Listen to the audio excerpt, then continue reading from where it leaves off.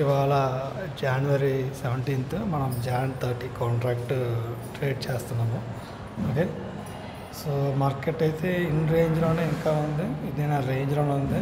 So minimum loss ఉంది. ఇక్కడ DK కూడా మండే క్యారీ చేస్తే యాడ్ అయ్యే ఛాన్స్ ఉంది.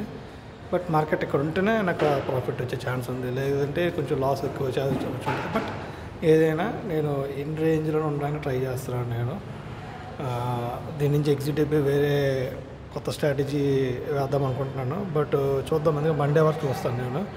ఎందుకంటే మనకి జాన్ 30 కదా కాంట్రాక్ట్, 30 టైం ఉంది.